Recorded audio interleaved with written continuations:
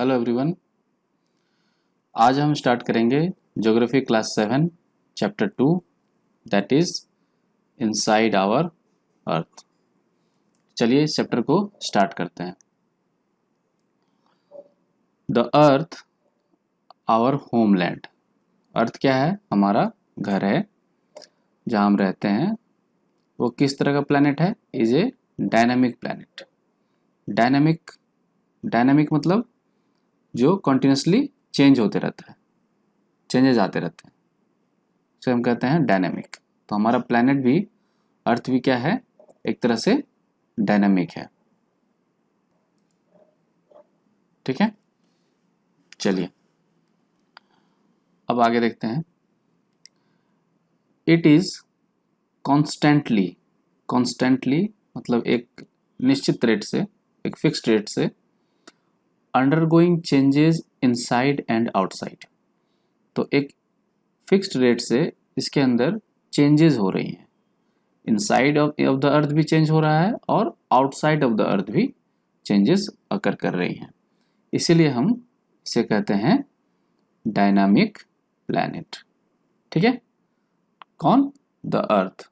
The earth is a dynamic planet. चलिए अब आगे देखें, let's see further. Our main topic is interior of the earth. Earth के अंदर के बारे में लोग पढ़ेंगे, अर्थ के भीतर। Just like an onion the earth is made up of several concentric layers with one inside other। प्याज जो होता है ना, प्याज के अंदर कंसेंट्रिक लेयर्स होते हैं। ठीक है, मतलब एक लेयर, उसके ऊपर दूसरा लेयर, उसके ऊपर तीसरा लेयर, ऐसे करके प्याज को जब भी काटेंगे तो आप ये पाएंगे कि हम एक लेयर पहले पील करते हैं, फिर देखेंगे उसके नीचे दूसरा लेयर है। इस तरह से लेयर बाय लेयर स्ट्रक्चर होता है। कंसेंट्रिक होता है because they are having a common centre. ठीक है, तो उसी तरह से अर्थ का भी जो स्ट्रक्चर है इंटीरियर का, वो भी कंसेंट्रिक स्ट्रक्चर है। अब कैसे है ये? अब इस स्टेटमेंट के बारे में हम लोग आगे हमारा क्लियर हो जाएगा। अपर मोस्ट लेयर, सबसे ऊपर वाला layer, over the earth surface. जो हमारा अर्थ है, अर्थ के सबसे ऊपर वाले लेयर को हम लोग कहते हैं क्रस्ट। सबसे ऊपर वाला layer. It is thinnest of all layers, और सबसे थीन होता है क्रस्ट। ये सपोज अर्थ है, सबसे पहले आएगा क्रस्ट,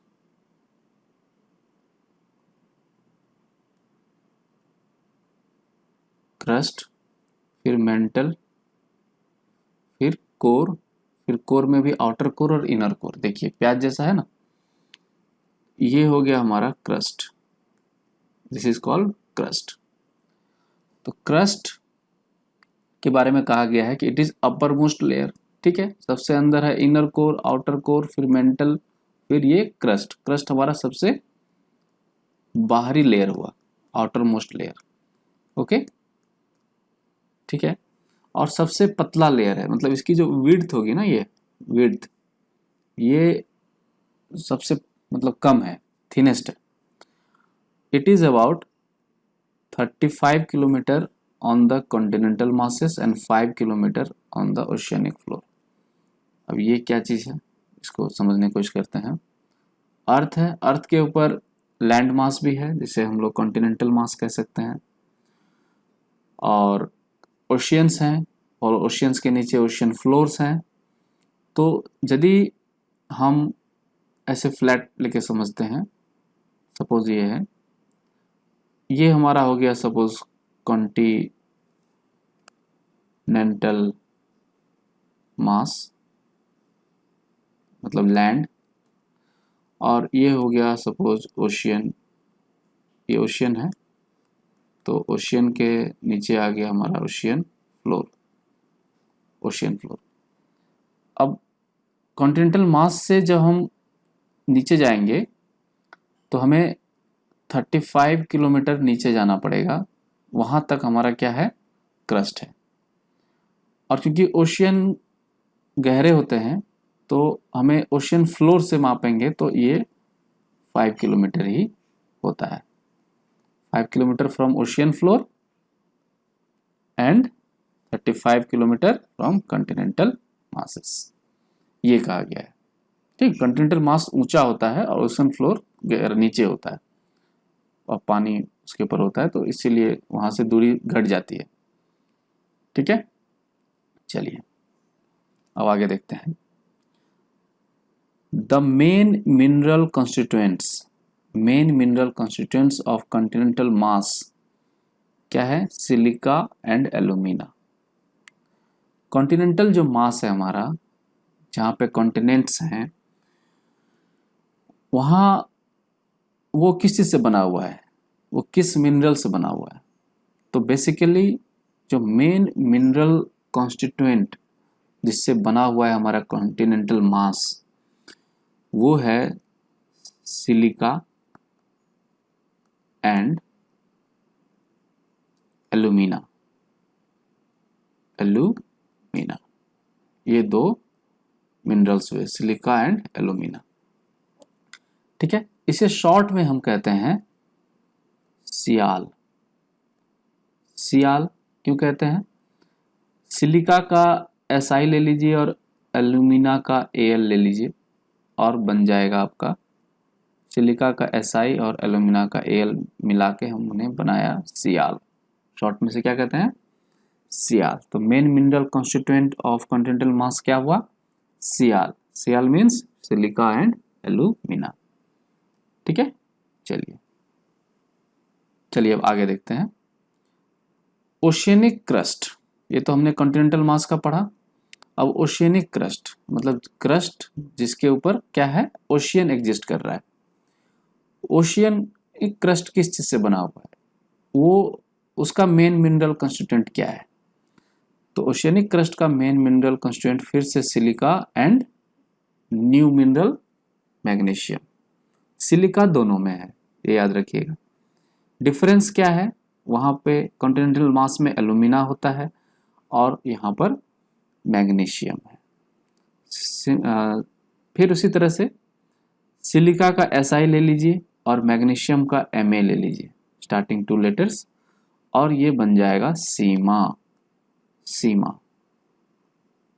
ठीक है, ये शॉर्ट में कहेंगे हम, oceanic crust is mainly made up of, और the main constituent of oceanic crust is sima. Sima means silica and magnesium. ठीक है, चलिए अब आगे देखते हैं। Just beneath the crust is mantle. Crust के जस्ट नीचे क्या है, क्रस्ट, ये क्रस्ट है, क्रस्ट के जस्ट नीचे क्या है, मेंटल। ये हुआ क्रस्ट, क्रस्ट के नीचे जस्ट क्या है, मेंटल, यही कहा गया है। और mantle extends up to a depth of 2900 kilometre below the crust. Crust से, क्रस्ट के नीचे 2900 किलोमीटर तक एग्जिस्ट करता है मेंटल। कहने का मतलब है कि ये अर्थ है, ये क्रस्ट हो गया, ये मेंटल हो गया, और यहाँ से सपोज कोर स्टार्ट हो रहा है, आउटर कोर इनर कोर, यहाँ से यहाँ तक कितना है, क्रस्ट के नीचे, लेकिन extends up to depth of, ये कितना हुआ, 2900 किलोमीटर। ठीक है, यहाँ से यहाँ तक 2900 किलोमीटर तक हमारा क्या है, मेंटल है। ठीक है, तो चलिए अब आगे बढ़ते हैं। The deepest mine in the world कहाँ पर है, साउथ अफ्रीका में है, और it is about 4 kilometre deep. कितना है, 4 किलोमीटर। 4 किलोमीटर गहरा है। और इंजीनियर्स ने यहाँ पे जो है ऑयल के खोज में, सर्च फॉर ऑयल, जो है एक होल यहाँ पे मतलब डग किया गया है, वो है 6 किलोमीटर डीप। 6 किलोमीटर डीप, यही है हमारा डीपेस्ट माइन।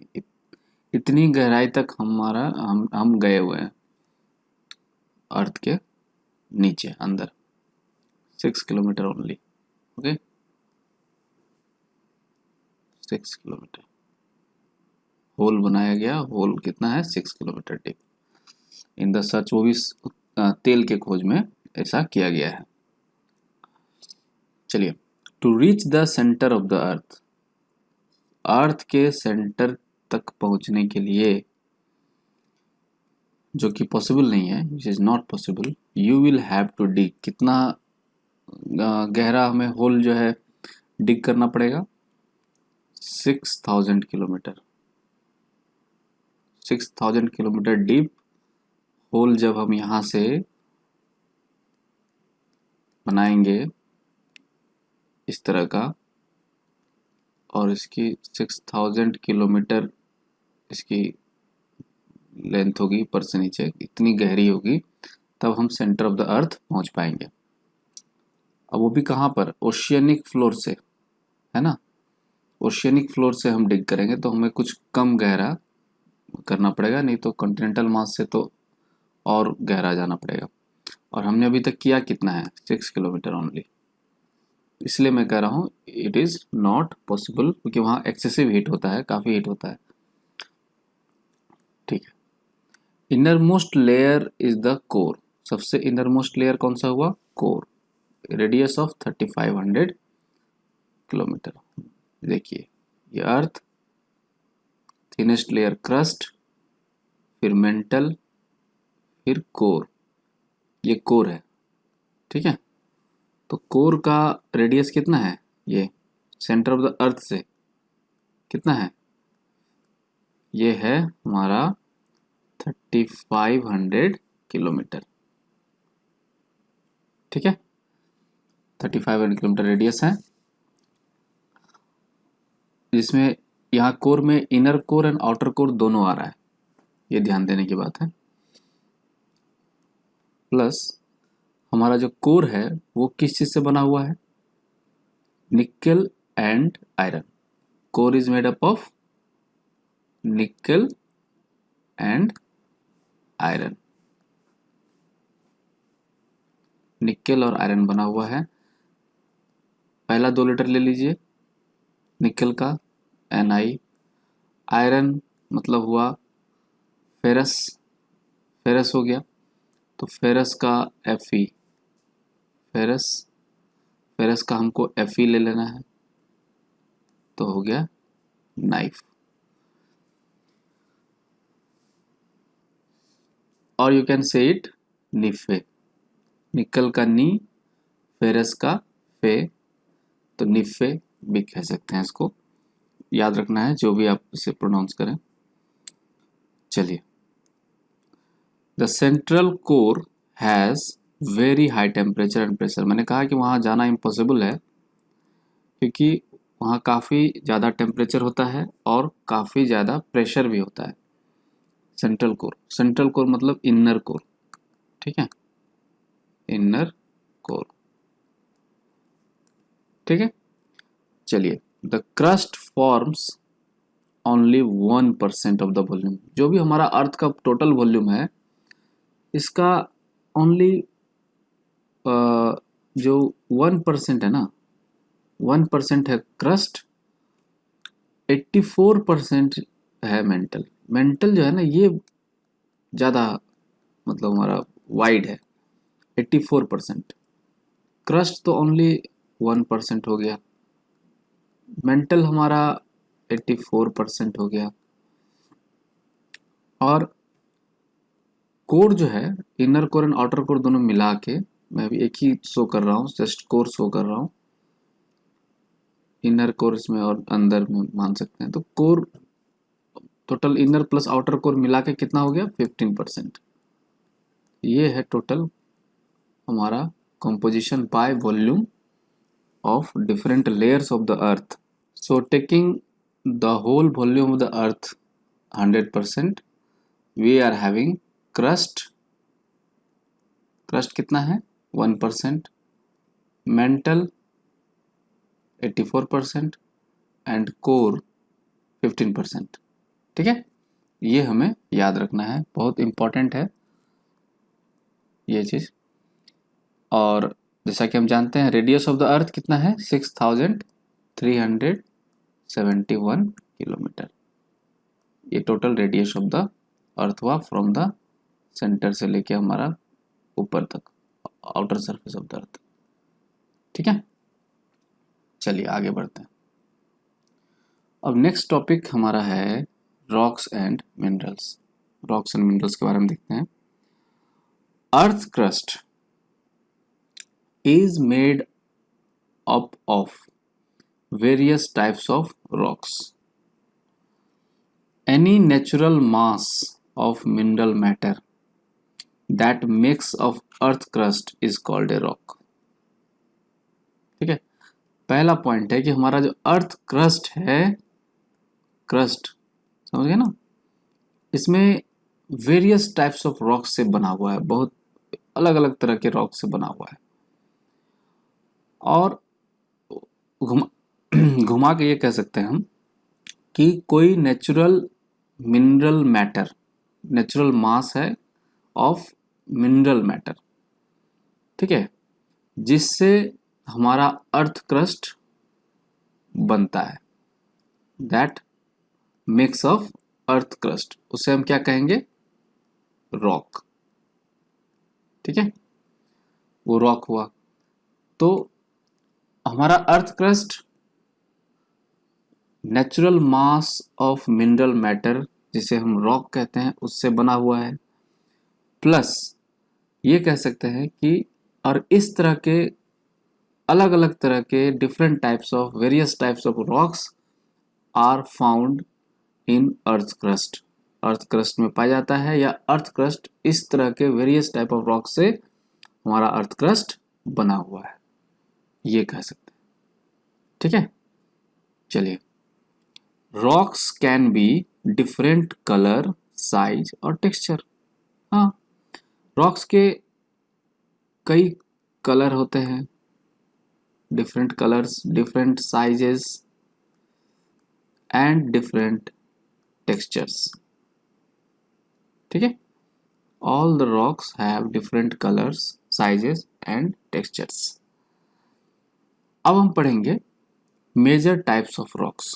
तो there are 3 major types of rocks. कौन कौन से हैं? Igneous rocks, sedimentary rocks and metamorphic rocks.